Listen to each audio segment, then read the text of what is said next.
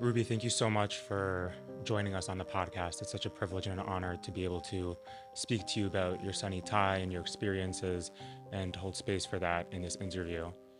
I want to start.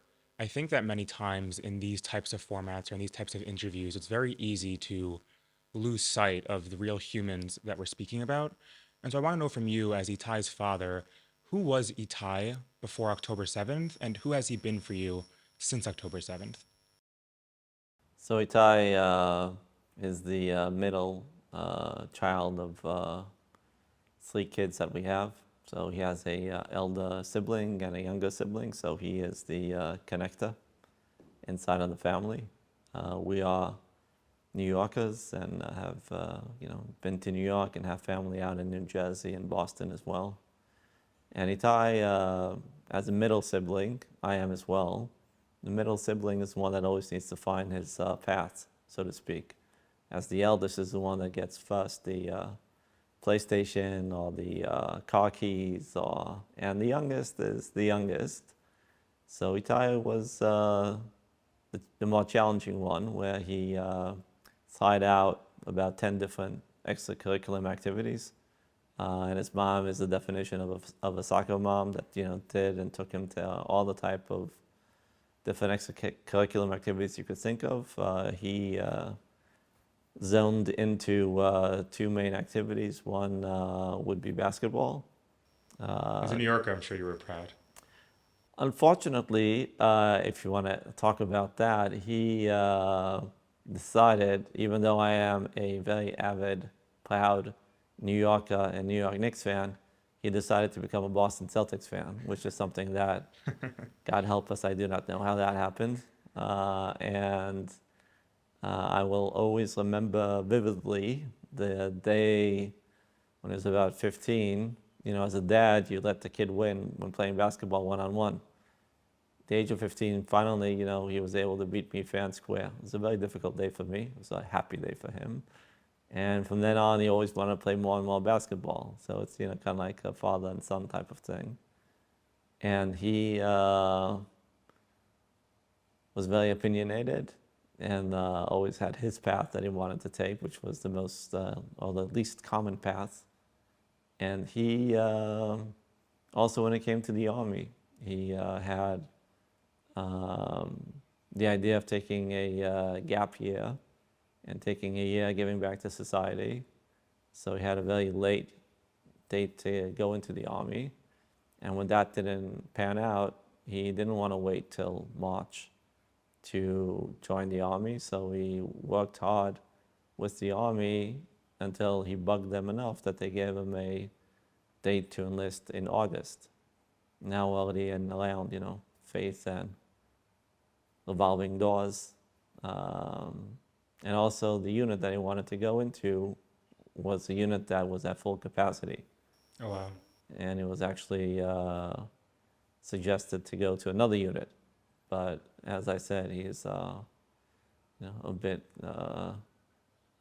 pig-headed and was intent on going to where he wanted to go to was the tanks division. So actually 2 days he was kind of like on hold because he didn't want to go to another unit. So he got his wish at the end.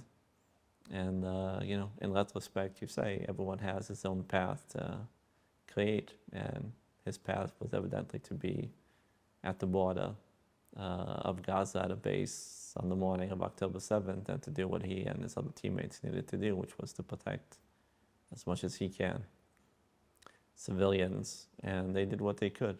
But unfortunately, we had a very tragic outcome because of that. Who has Itai been for you, and what kind of presence has he held in your family since he was first captured on October 7th? I think it's something that's not just about us. I think it's the whole state of Israel that you had 250 people that were taking hostages, abducted, kidnapped.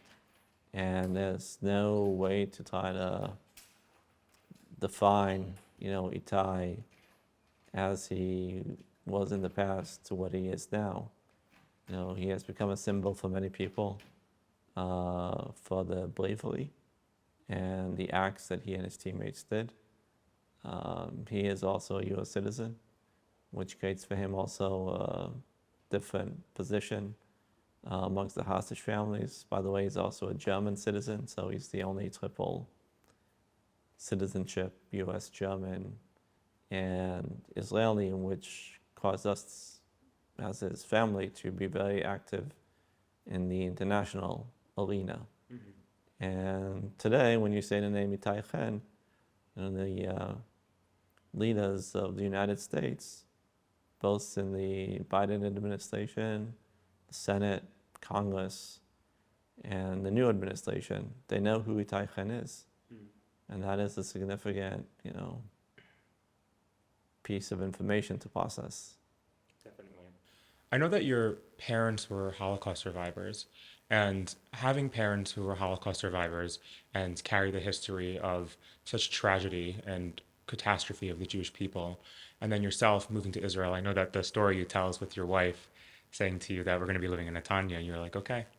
And now that you're, with everything that your family has gone through and that Itai has gone through since October 7th, curious like how that has changed your experience of all of this.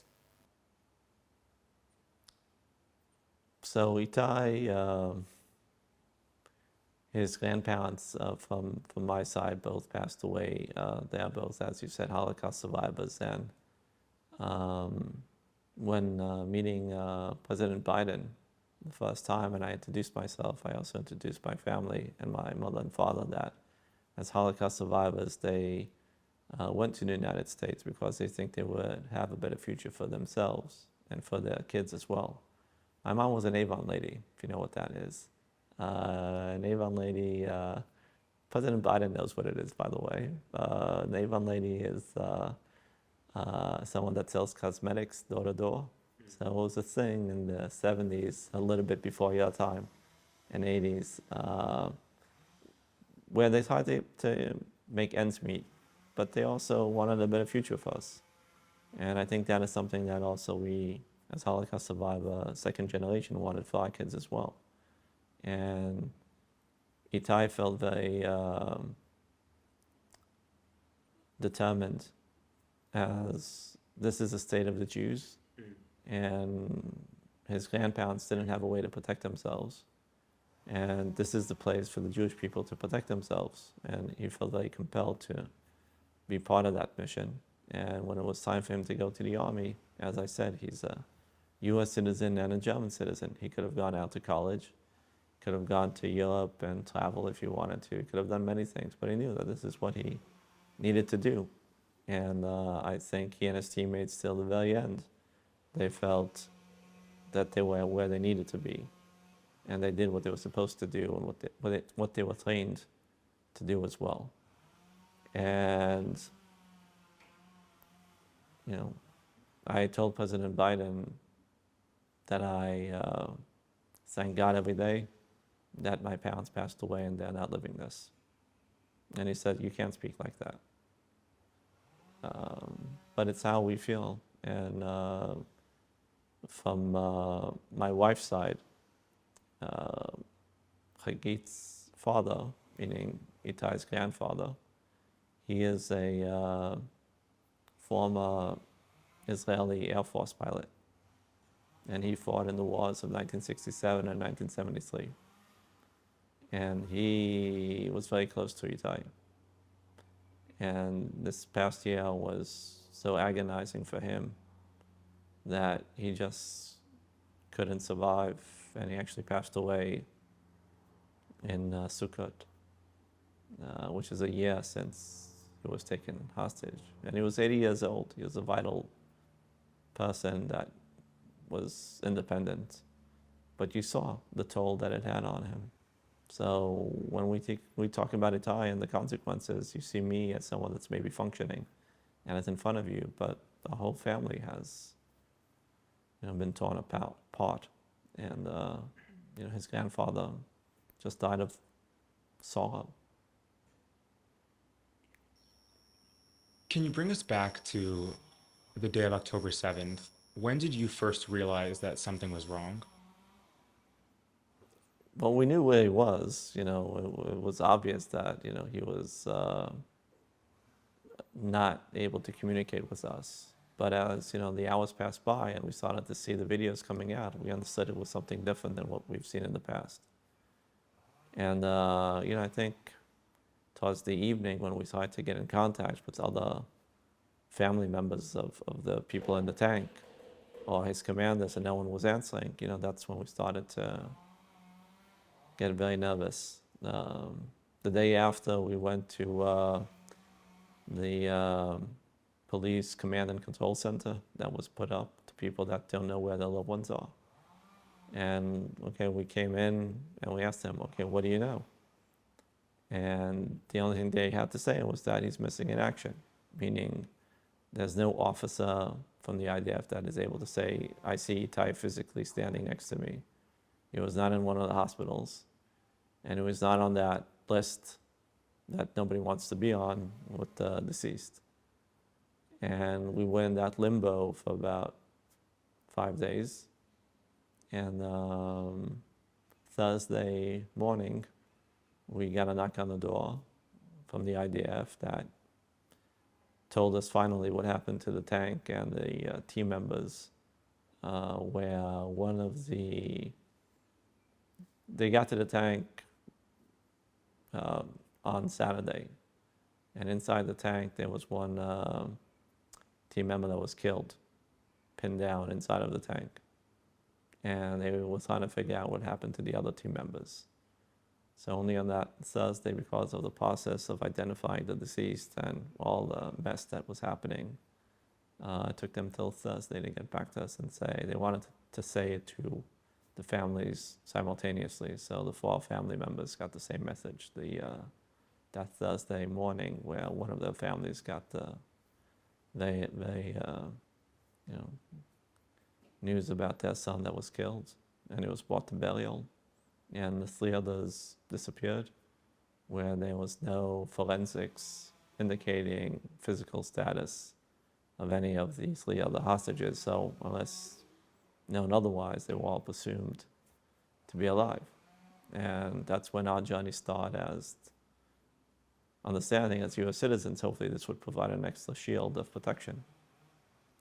We went to the embassy, and started picketing and saying that Itai is a U.S. citizen, hoping that this would be conveyed also to Hamas to know that he's a U.S. citizen. And the day after, we had our first press conference with other U.S. citizens that were taken hostage, the families of those citizens.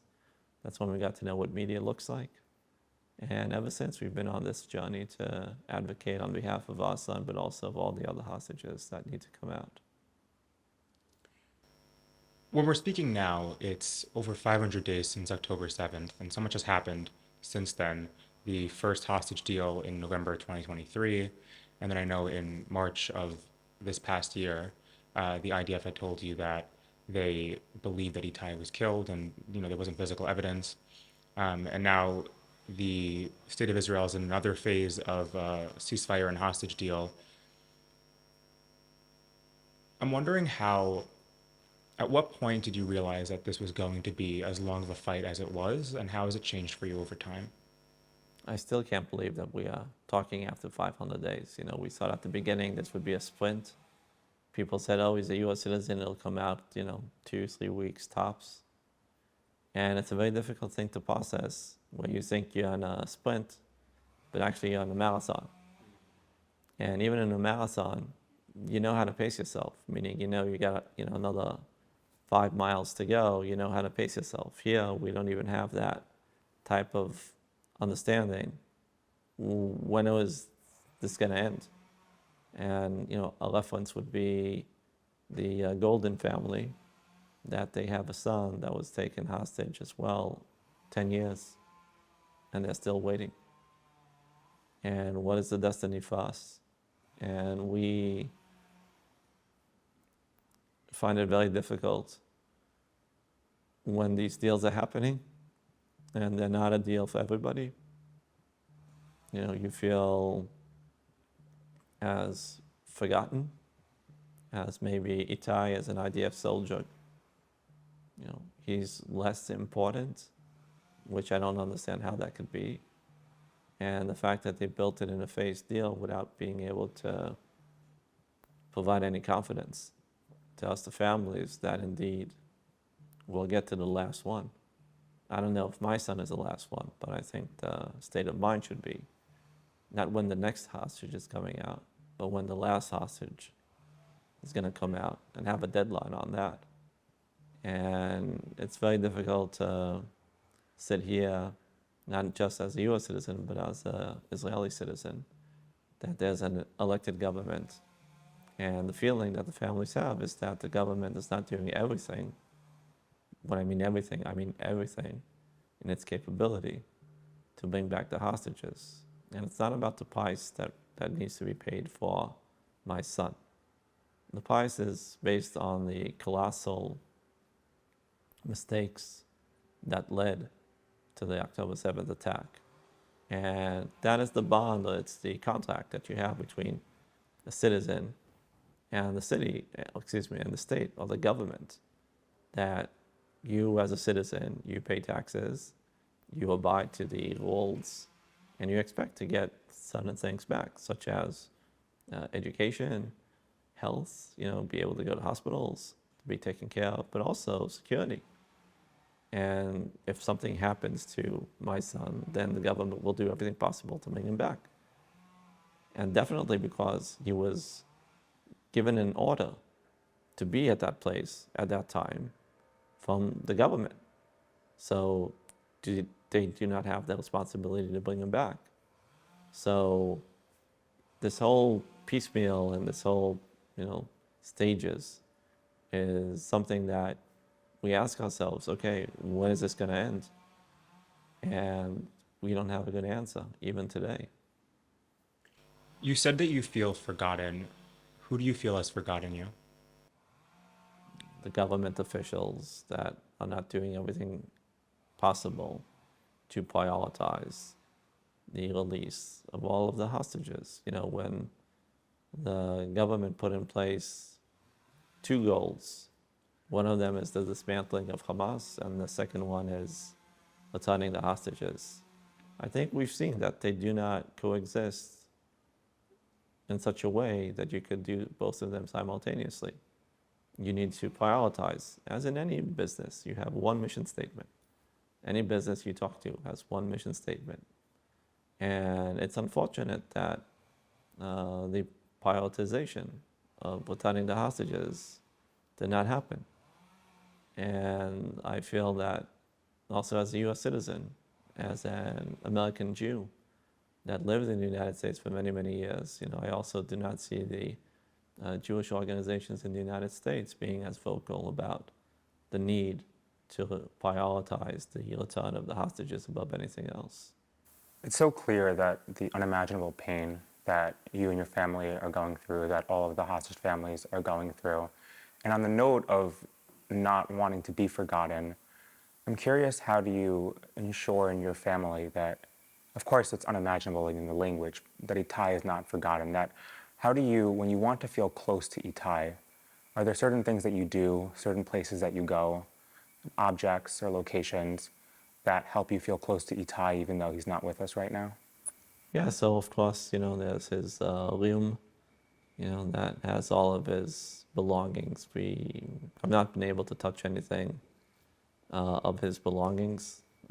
Even though we were told by the IDF most likely he would not come back alive, we still have some sort of, glimmer of hope that maybe a doctor saw him, maybe something happened. We do not have any type of acknowledgement from Hamas about his, A, that they have him in his possession, and B, what is his physical status, which by itself is unacceptable to anyone listening to us now.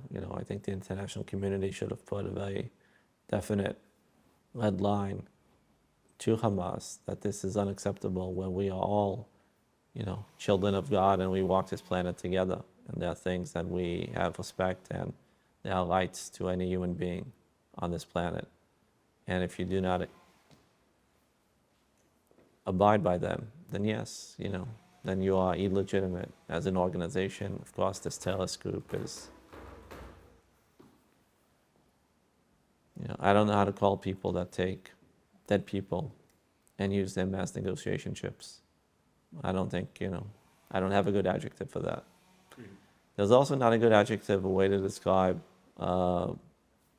deceased hostage. Like, there's no way to call in English or any other language to define that situation of having a loved one taken, most likely deceased, and he's a hostage. There's no definition, there's no adjective that is able to describe that specific event.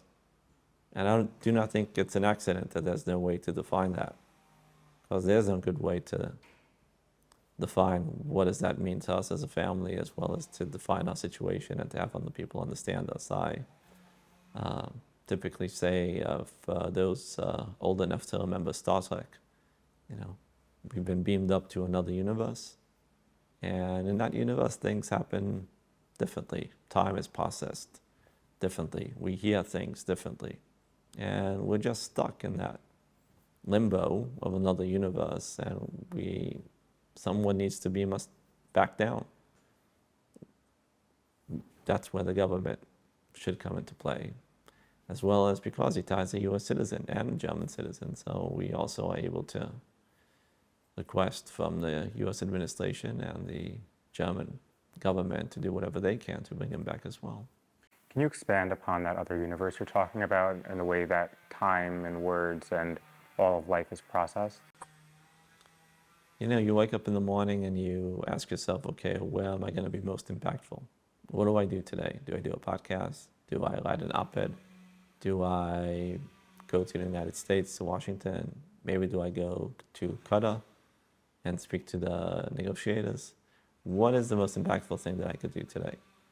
And you do various events, and after 15, 16, 17 hours, you ask yourself a very simple question. Was I able to move an inch, the return of my son? You don't have a good answer.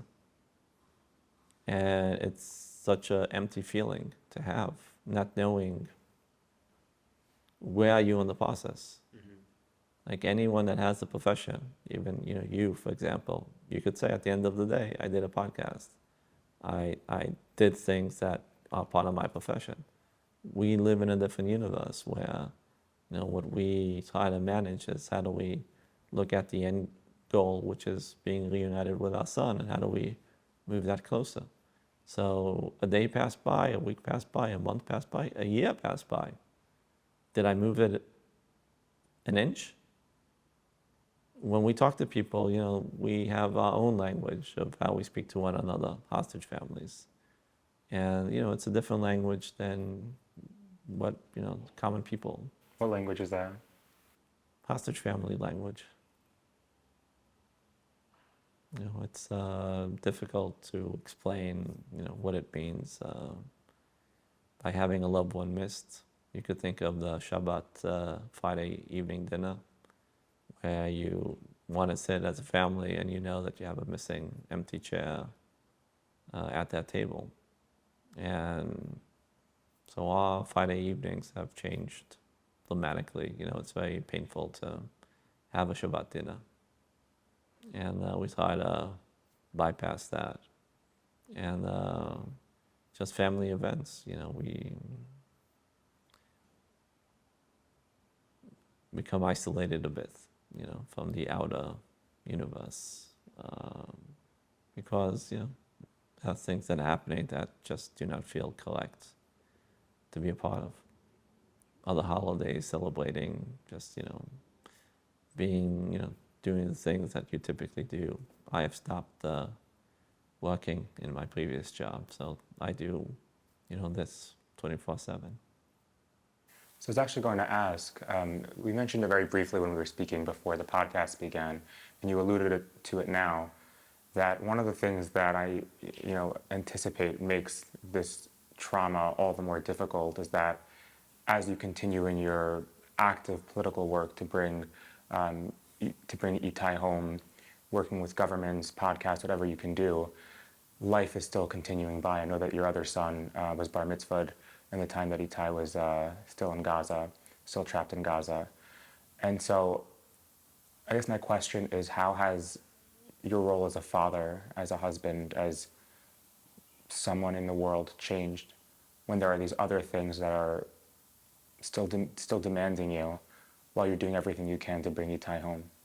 Yeah, so I understand I do neglect, the beginning of collecting such an action is acknowledging it. So I'm at the acknowledgement phase. And it's a challenge to indeed give attention to other family members because everything is so encompassed around the mission. And also our family members, as well as my sisters and Chagit's family as well, is what are you doing today for the fight? What are you doing today for the mission? And everything is around that. And we understand that this is a marathon, and in a sprint, you're very focused on one thing. But if you're in a marathon, you need to find ways to take a breather and be able to focus on the family a bit. So we try to find our moments to be together as a family and as a husband, and to just understand you need to take a moment and just put the fight aside for a second, which is very difficult because you say every minute counts. And it's a balance, and it's a very difficult balance to do. And how has it changed your relationship to the state of Israel and to your Judaism? Yeah, Judaism is a big question. We are people of faith. There are different questions about what I should be doing as a man of faith. For example, Kaddish. Do you start Kaddish? Do you end Kaddish when?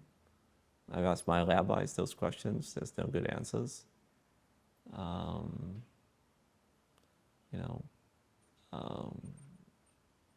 You try to ask yourself, why did this happen to us? And why is it, such a long period of time? And, if God is, who we claim him to be, then what's his plan for us, and why is he doing this to us? And the state of Israel, of course, has failed us to protect us, protect my son, as it should. And it's not just the October 7th, it's what happens after that. And I think that is even more painful. Like October 7th, okay, it happened. There was, various things that caused it to happen. But that's one part of the incident. There's the additional part that what happened since October 7th. And I think here as well, the fact that this government has not given us the feeling that it's doing everything to bring him back. It's a subjective feeling, okay? But I think that the majority of the hostage families feel that. And you would have expected some sort of correction. And it's difficult to see where that correction comes into play. And even this week, where you see freed hostages that came out, what was the first action that they did collectively? They got on a plane and flew to Washington, D.C. to meet President Trump. Why didn't they get on a minibus to Jerusalem to meet the Prime Minister?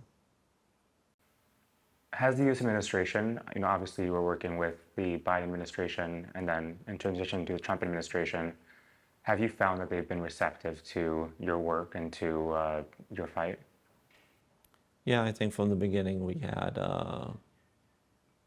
an envelope of support given by the Biden administration. Inside of State Department, there's a function called SPIHA, Special President Envoy for Hostage Affairs, meaning that they are dealing with U.S. hostages worldwide. So they are automatically connected to us, which was more than the state of Israel that did not have working function, and of course not at this magnitude of hundreds of people taking hostage.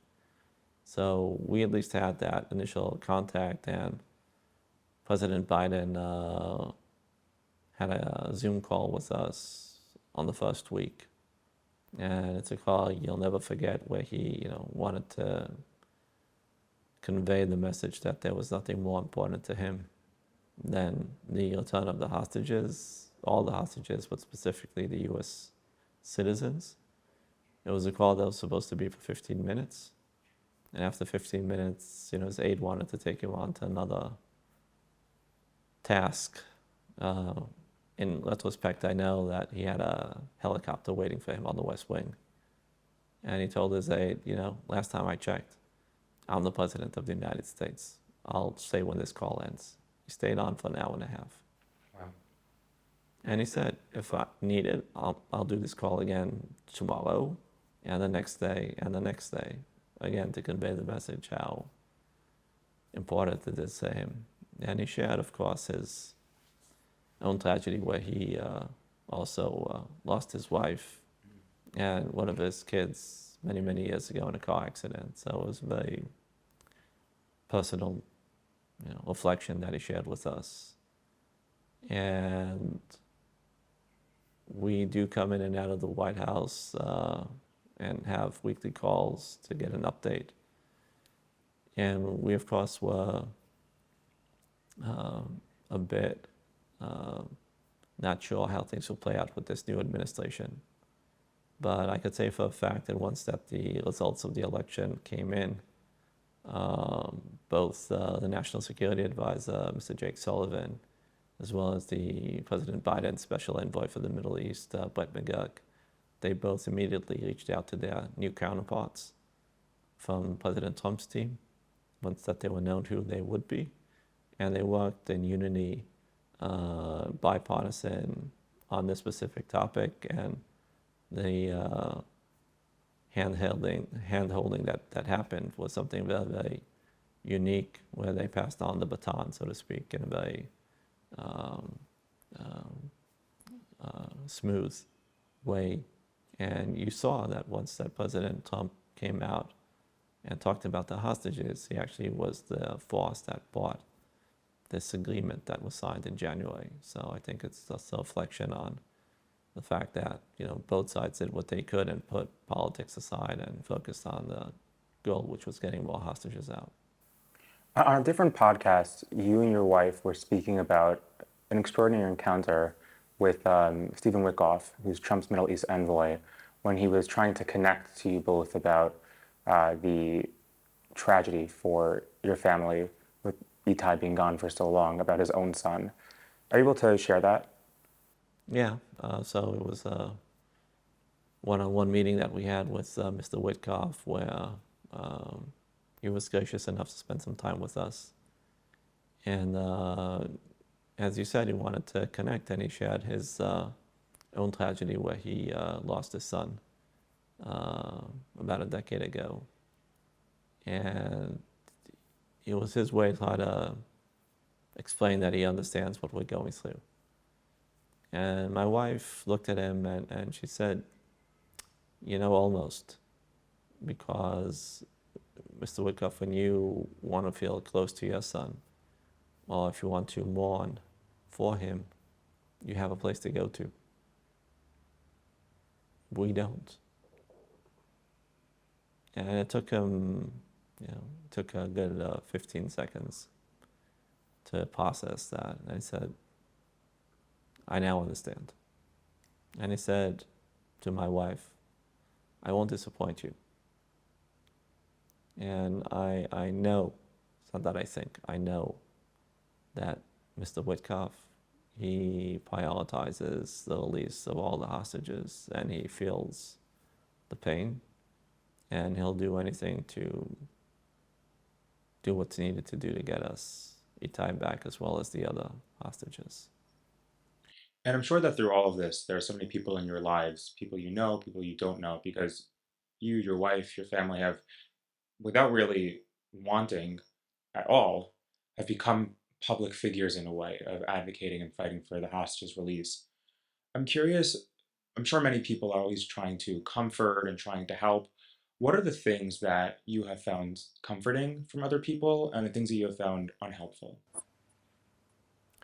Yeah, so people typically want a hug, which is a nice gesture, but it's something that you do when you do not have anything intelligent to say. So I think that's why they invented hugs. So I think I got so many hugs for a lifetime, and then some more. Um, at the end, having us, close to the heart is something that maybe at the beginning, was good enough, but after so many days, the feeling is that this status has been normalized. So we're looking for actions. We have a weekly demonstration on supporting the hostages here in our neighborhood, in the city of Netanya. There's the one that happens in Tel Aviv. There's one that happens in the weekday, Tuesday, that happens in Tel Aviv as well. And we miss to see, people coming in and giving us that hug and being with us. And even people in the United States that are listening to us now, there is a call for action because, I have my congressman as well as you have, and you have your senator. And anyone could pick up a phone or write an email to his congressman, to his senator, and ask him, what have you done today to bring these hostages back home, including the US citizens? And you don't need to be Jewish to ask that question. Anyone in the United States should be able to ask that question to his congressman, to his senator, and end that email by saying, you know what, I'm going to ask the same question the next day, the next week, and the next month until you do everything in your power to bring back those US citizens as well as everybody else. So the call for action is doing something. And anyone could think of his own ways of helping, even writing a letter to us, or doing a like on some social channel that we have, or just understanding that, it didn't just pass by them, that another day passed by with hostages being held by these savages in Gaza. You mentioned earlier about how for you and your wife and your family this has become the mission that's really defined your lives. Curious how this has all been for Itai's brothers. Yeah, for them it's difficult, where suddenly their lives, changed so dramatically. Itai's elder sibling, Roy, he was in an IDF intelligence unit, and he just couldn't continue. So in the IDF, so he joined the fight, and he's with us, traveling and doing whatever he can as well. So he put his life on hold. So instead of a 24-year-old almost that would want to conquer the world, he's dealing with one mission, and that's bringing his brother back home. And Itai's younger sibling, Alon, as you mentioned, the week after October 7th, we had his bar mitzvah, which was also a difficult event to do, but we thought he needs to have a happy recollection of his bar mitzvah as he studied, as he did, and he wanted to go forward with that. His relationships with his peers, has also changed because suddenly he's something else. And so far he's been at least focused on, being a good student, and his friends have been supportive of him. But I'm sure, going forward, it's something that we would need to deal with. When it comes also to psychological support, this is a situation that no one, has any, you can't benchmark this to anything and say, oh, I know how to deal with this. And we're still kind of like in the trauma phase. Like if you think of an accident, you have the trauma of the accident itself, and then you're post-trauma. And you start dealing and you try to heal from that. We're still stuck in the trauma phase for over 500 days. We haven't gotten to that gate to even start the post-trauma. So it's like, going back to what I alluded to, we're stuck in this limbo where we need somehow to get out of it. The only way to get out of it is to become whole as a family, whatever consequences that means, but we need to get them back. And, in Judaism, we talk about the soul. We say rest in peace. What does that mean? It means that the soul has a resting place to be in. And until that doesn't happen, then, we as a family can't move on ourselves. And in those moments that are the most difficult and the most challenging for you and your family, where do you look to find strength and to find hope to wake up for another day and to continue fighting to bring Itai home? So it depends, Sometimes it's a synagogue. Sometimes it's a good friend that wants to take you out to a beer. Sometimes it's just, playing PlayStation with the kids. But there's no, as I said, benchmark or no way to look at this and say, oh, other people have dealt with this. Everyone deals with it in his own way, even within our family. Each one has his own process of how to deal with, the pain and, how does he continue going forward. All right, Ruby Chen, thank you so much for your time and for sharing about Itai and your fight. I hope that by the time we release this, it's irrelevant and Itai is home and everyone is reunited and Amen. whole again. Thank you so much.